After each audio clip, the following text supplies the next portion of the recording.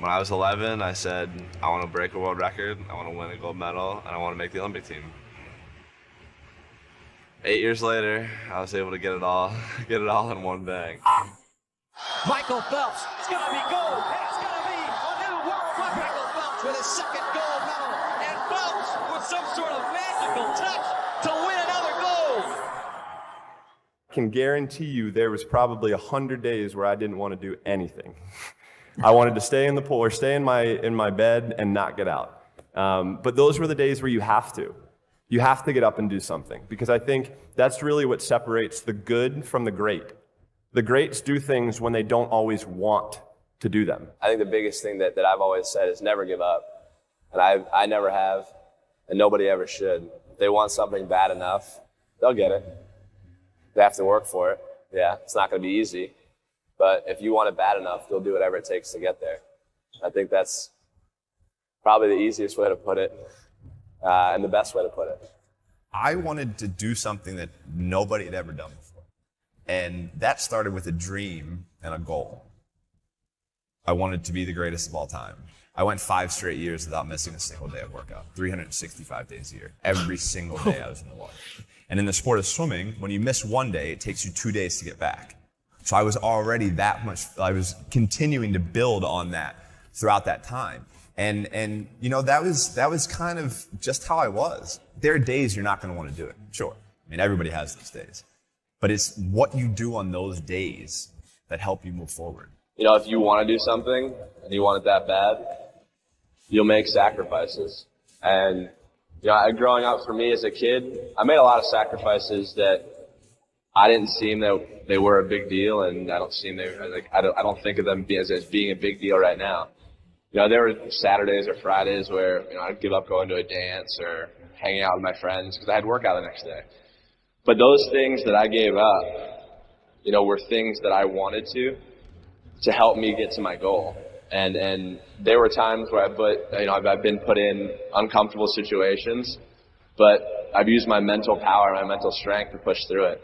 I think that's how you can look at any of the athletes in the world. I mean, Tiger, the guy has a busted knee and still comes and destroys the rest of the field. You know, that's the thing. It's like people don't make excuses. You know, some of the best athletes, or the greatest athletes in the world, do things when they're uncomfortable. You know, everybody can compete when they're feeling good, happy, excited, rested. But it's the best people who can overcome when they're tired, sore, not in the great mind, not in the best mindset. And I think mental power that the greatest athletes have can push all the pain aside. You know, and I mean, like when I was doing that Navy SEALs thing, was it easy for me to do it? No. Was it easy for me to climb over a 45-foot wall and look down? Not at all, and I'm afraid of heights. But, you know, I said to myself, I'm going to do this, and no one's going to stop me. And I think that's the biggest thing, is how strong you can be mentally. I think that really shows who the person is. So I think that's one thing that separates the good from the greatest. When I said I wanted to win 8 gold medals, basically half the people in the swimming world thought I was absolutely crazy and nobody could ever do something like that. But for me, I was somebody who believed in it and somebody who believed in the process of getting there. I knew it wasn't going to happen overnight, like I said before.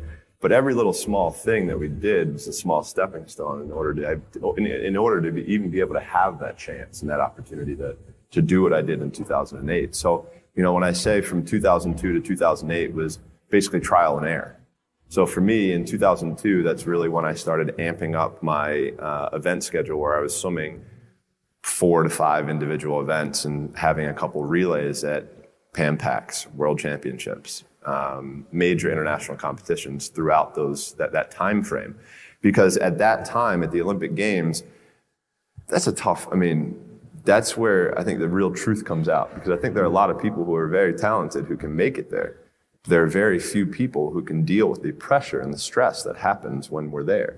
So that's why I say we had to make sure that we were physically, emotionally, and mentally ready, because I had to be ready to be able to kind of manage my emotions through that week.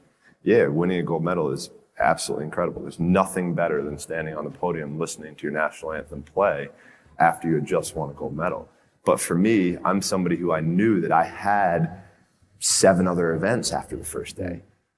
So I have to throw that in the back of my head. I got to throw that race out. Even though if I, even like in '08, I broke a world record, won gold, won my first gold medal. Like I was like, cool, like things are starting really well. So I have to put that behind me to then get ready for the next race. And on top of that, I have to make sure I'm eating the right amount. I'm sleeping the right amount. My body is as fresh as I can possibly be. So that means sitting in an ice tank, getting massages, getting stretched, all of these small things that end up adding up to the major end result. And that was something that we learned through that process. So for us, we always also tried to compare. Every day is a new challenge, right? Every day is a challenge, is a day that we can prepare ourselves even more. So for us, we would call it putting money into the bank. So at the end of the year, when we had a major international competition, we could withdraw that money that we had saved throughout the year. And look, I'll be the first one to tell you, there were a lot of days where I did not want to get out of bed. And I guarantee you, if I ask the question here, if everybody is excited to get out of bed every single day, if I saw a hand, I'm going to blatantly call you a liar.